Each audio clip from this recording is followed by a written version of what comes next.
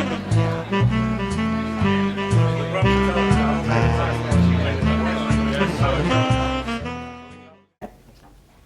HIers, selamat datang di HI Podcast. Di sini kita kedatangan tamu spesial, salah satu dari mahasiswa HI. Halo, selamat datang Neng Susi, apa kabar? Halo Mas Aris, halo Hiers. Aku Neng Susi, drill ada Nengnya. Oke, Neng Susi. Sehat-sehat. Oh iya tadi Oh, iya. aku belum jawab. Oke, sehat guys. Oke, alhamdulillah kalau sehat. Kamu nggak nanya kabar soal aku juga? Sehat Riz. Alhamdulillah sehat. Ini, kamu kan jadi salah satu orang yang mungkin jadi topik pembicaraan hangat kan Masa di sih? HI kali ini. Masa sih? Mahasiswa berprestasi. Jadi kami tuh kepo ya, Neng Susi. Kayak coba deh cerita gitu. Latar belakang kamu yang memotivasi kamu buat jadi Neng Susi yang kayak sekarang itu. Waduh. Gimana? Kayak sekarang, kayaknya ya ada bedanya pasti. Tapi kalau misalnya gimana banget juga nggak gimana banget, paham kan? Yes. Tapi aku mau cerita nih. Sebetulnya aku biasa aja sih guys. Aku banyak ikut kegiatan. Ya kuliah tetap kuliah, prioritas utama. Terus organisasi ada beberapa yang aku ikuti, tapi itu linear dengan HI dan beberapa hal yang ingin aku capai. Kayak di bidang riset, kepenulisan, aku banyak berkecimpung di sana.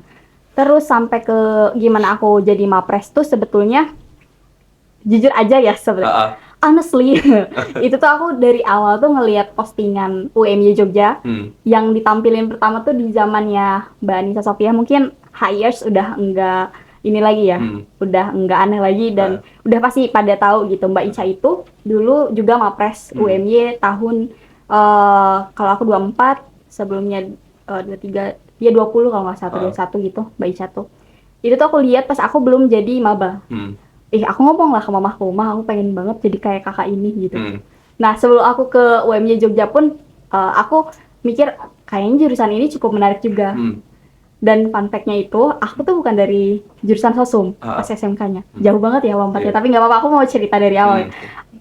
Jujurnya aku jurusannya itu teknik kimia atau kimia industri dulu pas SMK, jauh banget kan sampai ke HI gitu. Itu termotivasi karena aku pengen banget jadi mapres, tapi nggak tahu karena aku ngelihat Mbak Ica ini latar belakangnya dari HI, aku coba apply di HI, tapi alhamdulillahnya WMI yang nerima aku di HI gitu. Dan itu tadi poinnya sih, karena kalau teman-teman udah mengorientasikan ke sesuatu, misalnya teman-teman pengen di bidang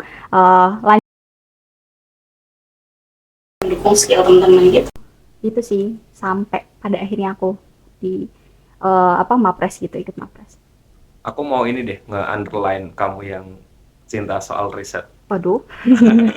Cinta nggak tuh? Ada saat-saatnya aku juga muak sih. Soalnya ya kalau aku kan juga sebagai teman kamu gitu kan, aku melihat kamu juga sebagai orang yang sangat cinta terhadap riset. Ini aku penasaran soal kamu yang suka melakukan penelitian, melakukan kegiatan tulis-menulis itu tumbuh dari SMK atau tumbuh ketika kamu jadi mahasiswa HI? Kalau pada zaman SMK itu aku lebih sering nulisnya itu kayak tulisan yang sifatnya itu non ilmiah. Ya kayak puisi, terus habis itu cerpen, novel kayak gitu. Nulis di Wattpad dan sebagainya. Tapi semenjak aku masuk HIUMY yang kita tuh emang tugasnya paper terus kan ya.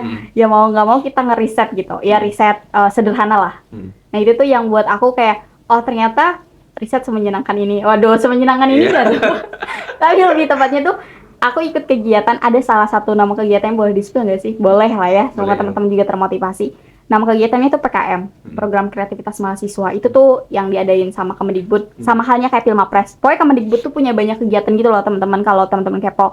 Nah, si PKM ini bahkan riset kita tuh didanai sampai 10 juta gitu. Nah, itu kan enak ya. Maksudnya kita nggak terus-menerus pusing, tapi bisa sambil kita memanfaatkan fasilitas yang dikasih oleh Kemendikbud kayak gitu. Riset jalan, tapi ya ini juga jalan gitu. Insentifnya juga jalan. Ini deh, kamu kan juga ini mahasiswa yang aktif di PKM gitu kan, di kegiatan PKM. Kemarin juga kamu juga ini kan lolos buat intensifnya kan? Iya, tahun ini banget betul.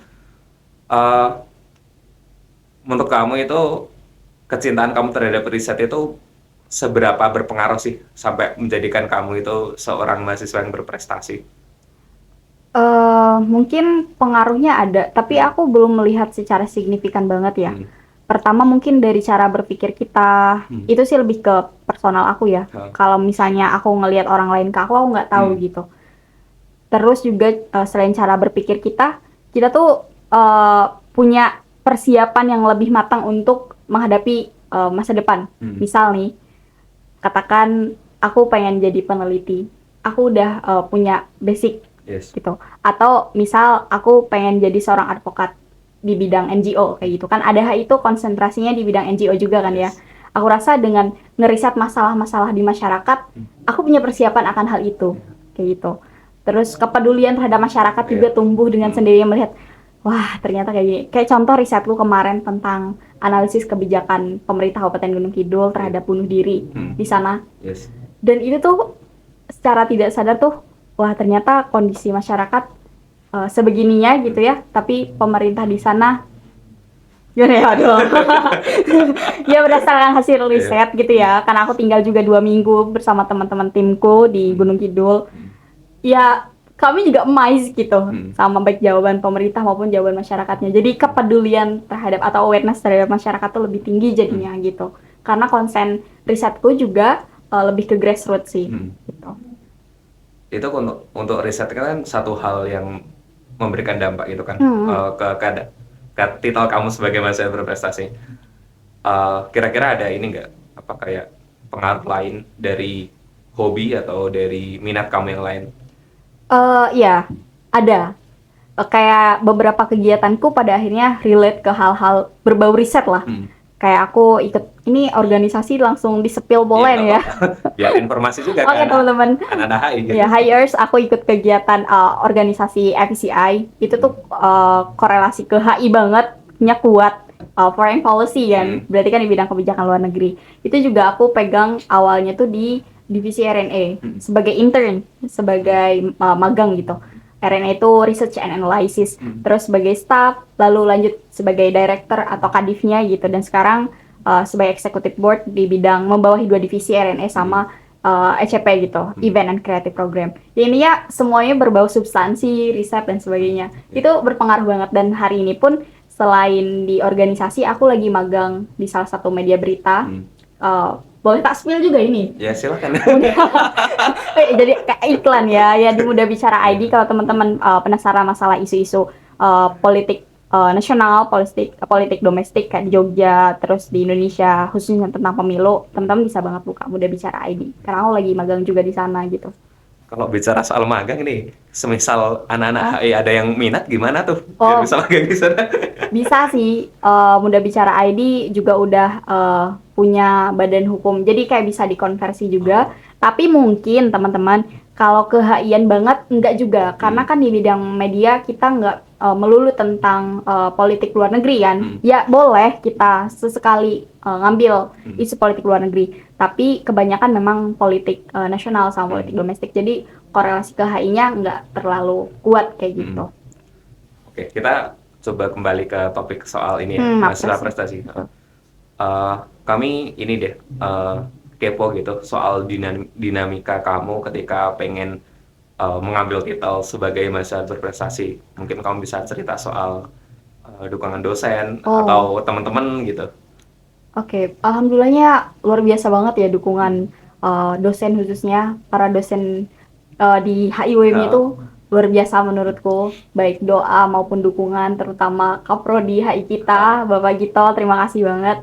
Itu sebagai dosen pendamping aku di Mapres kemarin, dan beliau tuh bener-bener mendampingi banget, bahkan di acara awardingnya aja hanya aku satu-satunya yang didampingi sama dosen pendamping. Wah, sumpah gitu. Aku jujurnya terharu banget, terus juga dosen-dosen yang lain juga turut mendoakan, terus dukungan juga luar biasa, masukan-masukannya juga turut memberikan insight ke aku gitu. Gimana? Kan kalau misalnya jujur di Mapres itu bukan hanya tentang lomba, guys. Jadi ada tentang aspek karir organisasi. Teman-teman bisa banget kalau misalnya punya karir organisasi. Terus di bidang publikasi kayak gini. terus abis gitu di bidang penghargaan, pengakuan, kewirausahaan juga, pengabdian masyarakat, sama kompetisi. Jadi intinya ada 7 aspek gitu loh. Dan kalau misalnya teman-teman memang tertarik untuk jadi Mapres, itu minimalnya teman-teman tuh 5 aspek tuh harus dipenuhi gitu. Dan kan ada poin-poinnya tuh, Riz. Kalau misalnya di Mapres tuh, misal tingkatannya aja lombanya tingkat internasional, kita dapat poin kalau juara 2 misal. Let's say aku juara 2 kemarin bidang kuis bahasa Arab, tingkat internasional tuh paling cuma nilainya itu ranknya antara 30 sampai 35 kalau nggak salah. Jadi nggak segede itu gitu. Nanti di total ada berapa, siapa yang paling besar. Terus karir organisasi pun kalau teman-teman jadi ketua dan itu ranahnya masih di kampus, itu tuh paling cuma dapat 8 poin gitu. Dan nggak gede kayak gitu. Makanya teman-teman harus pastikan tingkatannya juga. Ikut lomba, cobalah banyak ikut lomba di tingkat internasional. Terus kepenulisan juga banyakin aja kayak gitu. Terutama sebagai penulis pertama kayak gitu. Aku ngerasa bahwa informasi kayak gini tuh jarang beredar itu enggak sih? Iya, karena ada guidebooknya kan. I mean kayak kadang ketika kita ngelihat bahwa ada mahasiswa berprestasi gitu, kita nggak ngelihat kayak di belakangnya orangnya tuh kayak gimana gitu, struggle-nya. Maksudnya kamu itu kan sebagai salah satu mahasiswa berprestasi itu ada berapa sih? Apanya nih, ada berapa? Yang juaranya? Yang juaranya. Kalau misalnya kategorinya tuh ya 3 besar, sama satu itu ya harapan 1 sama harapan 2. Jadi ada juara 5 gitu. Dan yang satunya favorit. Kalau di UMY ya. Tapi kalau misalnya di tingkat nasional atau di tingkat wilayah, paling sampai 3 besar aja. Paling di tingkat wilayah untuk dibawa ke tingkat nasional itu paling 3 besar doang gitu. Tapi kalau di tingkat nasional itu tuh juara 5 tuh udah, maksudnya harapan 2 tuh udah lumayan banget kayak gitu. Kayak kemarin Mbak Ica tuh di tingkat nasional juara 2 ya gitu. Tapi tahun ini kita belum. Jadi kayak apa ya? Struggle-nya kan pasti ada kan untuk apa? Pengen jadi mahasiswa berprestasi gitu. Bahkan kamu kan persiapan katakanlah untuk niatannya aja sebelum masuk UMY kan. Iya. Maksudnya itu tuh celetukan doang tahu. Oh iya, maksudnya kan namanya celetukan kan perkataan adalah doa. Gitu.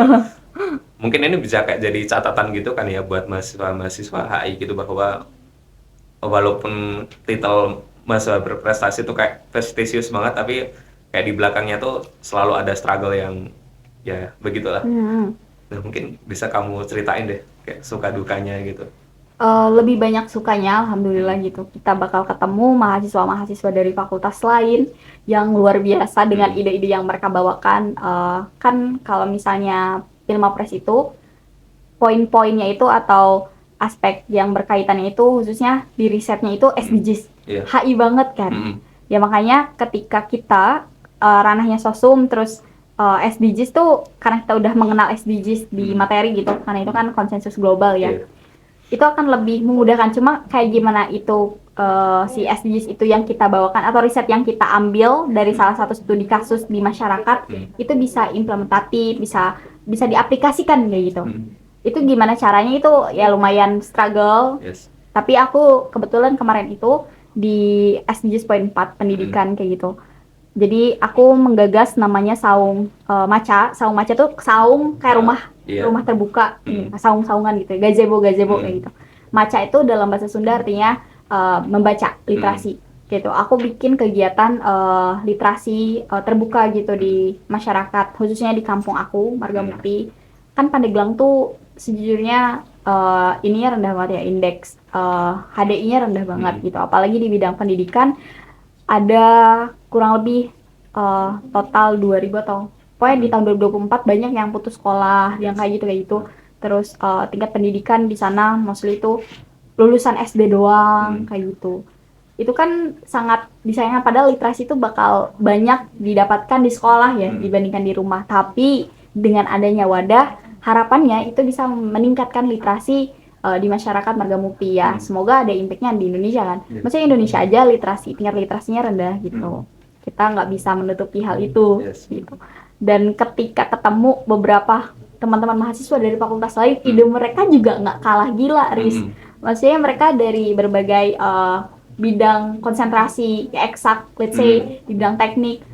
Wah, aku kayak kok bisa mereka meriset ini, tapi kan emang mereka belajar kayak gitu ya tentang gimana abu vulkanik apa ya mendeteksi oh ya gimana si gunung itu bakal meletus dan tidaknya kayak gitu, terus memanfaatkan apa gitu salah satu tenaga atau energi bersih gitu untuk menjadi salah satu media tanam dan sebagainya. Itu menurutku luar biasa keren gitu ya, dan kita dapat insightful dari mereka kayak gitu. Pokoknya mind blowing banget sih ketika ketemu mereka kayak gitu. Dan kalau misalnya duka, sejujurnya pasti ada ya, teman-teman ikut lomba pasti ingin mendapatkan yang terbaik kayak gitu. Ketika kita dapat di posisi belum posisi maksimal kayak gitu, itu cukup ya aku cukup sedih gitu. Cukup sedih gitu karena aku ngerasa oh aku belum bisa nih untuk meneruskan harapannya ya kating-katingku yang udah juara 1 kayak gitu. Tapi aku cukup bersyukurnya ternyata kita muslim, jadi kayak kita nggak terlalu overthinking ya. Jadi segala sesuatu yang kita usahakan pada akhirnya ya Allah yang nentuin kayak gitu. Apapun rencana kita, pada akhirnya Allah tuh pemegang turbin kehidupan. Mau nggak mau kita harus tetap bersyukur biar ditambah lagi nikmatnya kayak gitu. Dan ternyata ketika aku dapat juara 2 pun aku masih bisa ikut di bidang Pilmapres tingkat PTMA gitu, Muhammadiyah dan Aisyah senasional, misalnya se-Indonesia kan PTMA kita banyak ya, ada seratusan lebih universitas dan kita dilombain lagi gitu. Dan akhirnya posisinya juga tetap kedua, tapi alhamdulillahirabbil alamin gitu. Tapi semua yang kita lakukan itu selalu ada hikmahnya gak sih itu sih? Oh, exactly. Walaupun maksudnya kayak mungkin karena aku kayak pernah baca gitu kan kayak apa penelitian bahwa kadang tuh yang juara 2 itu loh kayak lebih ngefeel gitu daripada yang juara 3 gitu kan. Tapi seenggaknya kan walaupun apa kamu sudah mencoba untuk apa mencoba berjuang gitu kan, setidaknya kan kamu udah berhasil buat ini kan menempa diri kamu sendiri. Alhamdulillah. Oh ya, aku ini deh apa tertarik banget sama soal literasi gitu. Kamu kan juga bisa dibilang kayak pegiat literasi gitu kan, bahwa kamu bawa riset juga soal literasi, ide yang kamu bawa ketika Pilmapres juga berhubungan sama literasi juga. Betul. Kalau semisal kamu ngelihat fenomena sekarang gitu di mahasiswa gitu, soalnya kan gimana ya, kita itu kan sebagai mahasiswa kan harusnya jadi orang yang berliterasi gitu ya. Nah kalau kamu ngelihat fenomena yang sekarang gimana? Jadi gini Riz, literasi itu sekarang tuh nggak terfokus ke, kan yang kita kenal tuh literasi membaca, berhitung, dan menulis. Ya emang ini 3 aspek atau fundamentalnya literasi. Tapi zaman sekarang tuh literasi itu menjadi sangat beragam, literasi sosial, literasi numerasi, literasi kesehatan, literasi digital, dan masih banyak literasi bidang-bidangnya. Aku ngelihat, wah, ketiga aspek yang fundamental aja masyarakat kita masih tergolong tertinggal ya, apalagi di wilayah 3T kayak gitu. Dan wilayahku sendiri kayak gitu di tempatku, tempat tinggalku, tempat asalku, aku sangat miris gitu melihatnya. Bagaimana anak-anak dipaksa putus sekolah karena ekonomi dan sebagainya. Literasi yang fundamental aja, yang 3 aspek menulis, membaca, dan menghitung aja ketinggalan. Gimana mau menyesuaikan atau bersaing, apalagi globalisasi sekarang udah sangat masif ya. Kita nggak bisa lagi menutup diri kayak gitu. Semua udah nggak ada batasan. Dan kita harus bersaing dengan masyarakat transnasional kayak gitu. Dan ketika literasi itu udah banyak bidang ya, aku jadi miris gimana kita mau bisa mengejar kayak gitu. Ya, kayak gitulah intinya. Dan ketika kamu nanya apakah mahasiswa itu harus berliterasi, of course. Dan kita tuh malah zaman sekarang akses tuh gampang banget kan. Bahkan banyak informasi yang bisa kita dapatkan dengan cepat. Cuma bedanya tantangannya beda lagi dengan zaman dulu. Gimana kita bisa nyaring berita itu ya supaya nggak ikut hoax dan sebagainya kayak gitu.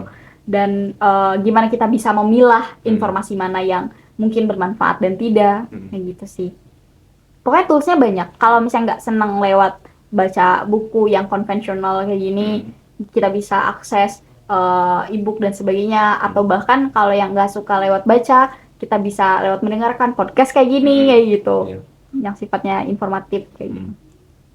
Nah, bicara soal literasi juga, kamu kan dengan semangat literasi kamu gitu, kamu kan juga sudah berhasil nerbitin publikasi sama nerbitin buku juga. Aku tertarik banget bahwa di samping kamu itu sangat cinta sama riset gitu, kamu tuh juga kayak hobi nulis puisi gitu. Mungkin bisa diceritain soal hobi kamu yang nulis puisi sampai bisa nerbitin buku. Kalau cinta puisi tuh aku tuh udah dari SMP ya sejujurnya. Iya. Aku bilang tadi SMK aku seneng nulis, tapi SMP tuh aku sering kan aku ikut ekskul bengkel sastra, dia tuh Iya. namanya Belastra gitu. Nah ada salah satu temenku, dia tuh seneng banget nulis puisi, dan aku tuh cuma bacain puisinya dia. Iya. Jadi aku nggak pernah yang namanya nulis puisi dulu. Aku seringnya baca puisi. Lomba-lomba yang aku ikuti pun baca puisi kayak gitu. Sampai pada akhirnya dia tuh sering banget ngasih puisi ke aku. Waduh kok jadi flashback ya. Kalau aku punya salah gitu, dia punya salah ke aku, dia minta maafnya lewat puisi. Dia kayak romantis banget gitu, Iya. sweet banget gitu. Gitu. Aku terinspirasi, wah nulis puisi bisa semenyenangkan ini kayak gitu ya. Terus SMK aku mulai nulis puisi. Dulu aku bahkan mewakili provinsiku di tingkat nasional dulu di Bandung untuk nulis puisi kayak gitu dan baca puisinya juga. Yang menang tuh Jogja, jujur Li. Iya. Dan aku penasaran pengen belajar di Jogja. Ya bener bercelutuk tuh adalah doa. Iya. Terus Allah kabulkan untuk aku belajar di Jogja. Tapi sayangnya aku nggak ikut, aku nggak masuk jurusan yang berbau puisi atau sastra. Aku tetap hobiku tetap aku lanjutkan di kampus. Kalau misalnya aku lagi sedih, aku tuh healingnya tuh dengan nulis, journalingan gitu, Riz. Aku sedih, tapi kalau seneng tuh susah ya dapet feel untuk nulis. Karena kalau seneng ya cenderungnya nyari hal yang seneng-seneng juga sih. Bener. Nah, kalau misalnya kita sedih atau pokoknya lagi bad mood kayak gitu ya, aku seringnya mencurahkannya lewat tulisan. Karena aku rasa buku tuh bisa ngedengerin aku, dan seakan-akan tuh ketika kita jadi autoris, ada dua topeng gitu loh, kayak bukan aku gitu nih. Setelah aku baca lagi, lah ini beneran tulisanku. Pernah nggak sih ngerasain gitu? Ya kan, kayak seolah-olah dia ngasih tahu kita, ngasih tips ke kita gimana cara balikin mood dan sebagainya. Padahal tuh tulisan dari diri kita juga, kayak gitu. Tapi aku nggak ngeh ketika aku bacanya. Nah, bahkan sering banget aku juga pada akhirnya menerapkan ketika teman SMP ku nih, aku punya salah, aku akhirnya minta maaf aja pakai puisi ke beberapa temen deketku kayak gitu. Sweet banget sih. Cuma maksudnya itu tuh bisa ningkatin mood banget sih. Makanya puisi tetap aku lanjutin kalau misalnya aku lagi pengen healing. Aku di satu sisi kan juga suka nulis puisi. Aku lihat puisimu di Wattpad guys.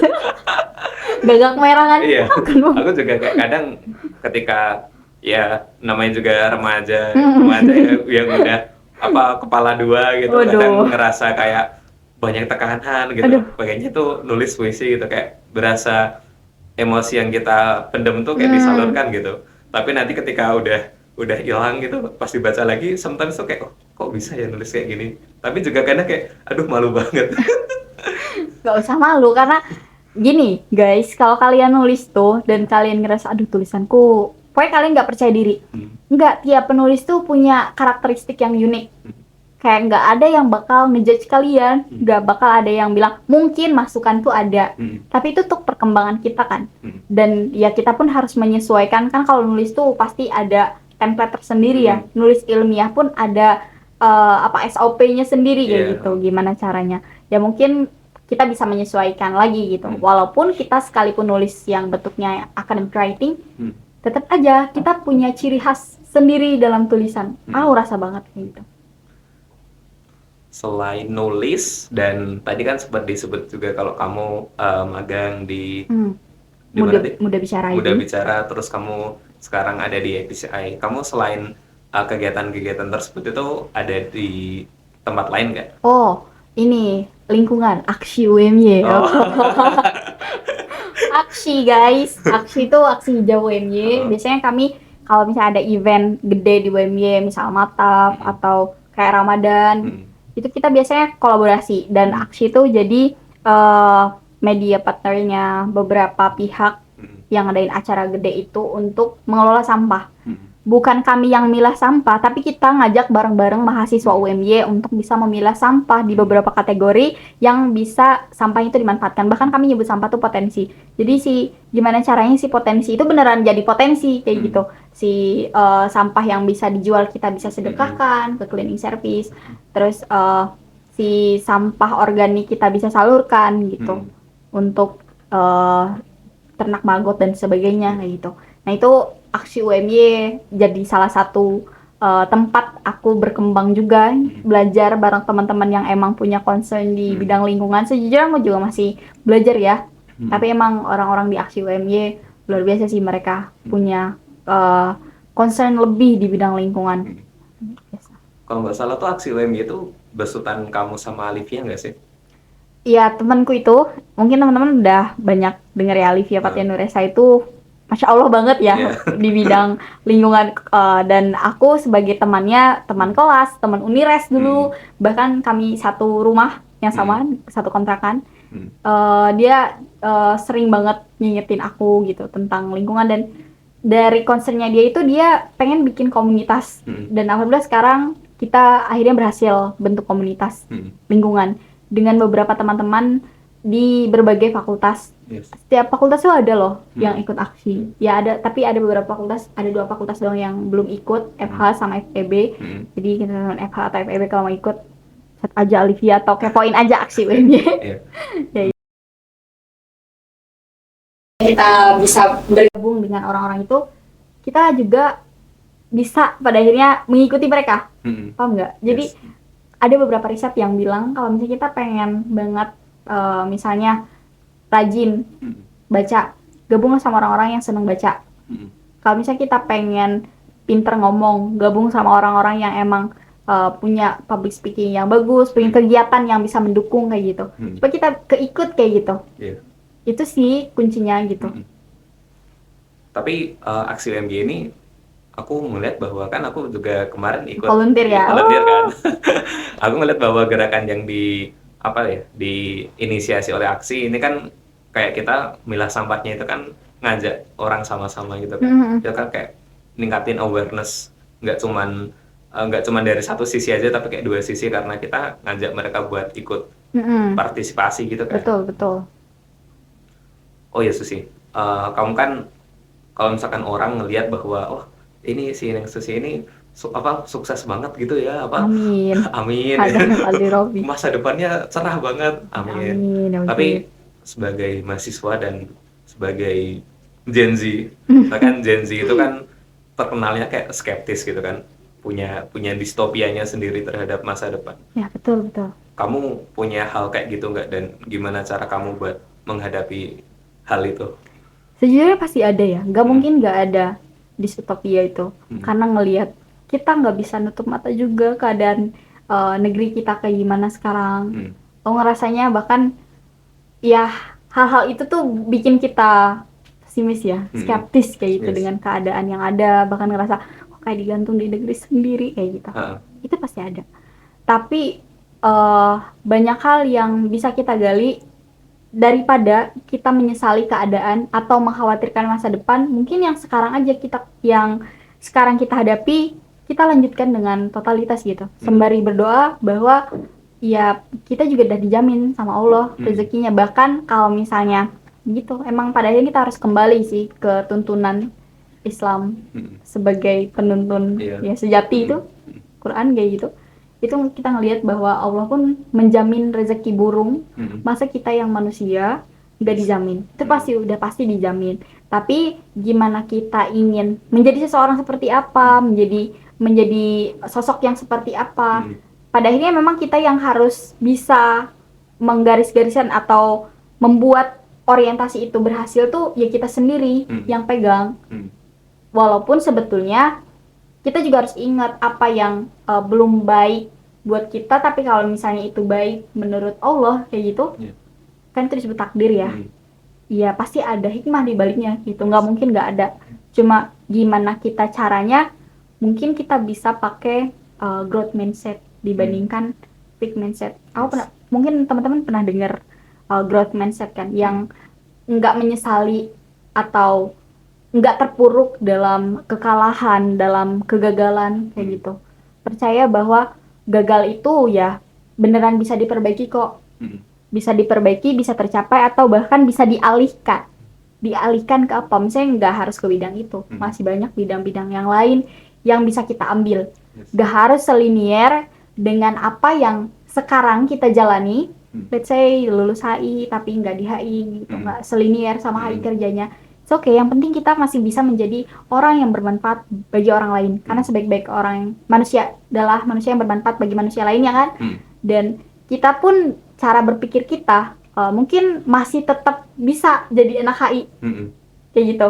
Pola pikir kita sebagai anak HI masih bisa diterapkan di bidang di banyak bidang gitu. Nggak harus sebagai diplomat, nggak harus sebagai dubes kayak gitu. Ya syukur-syukur kita bisa ngeraih itu, amin kayak gitu.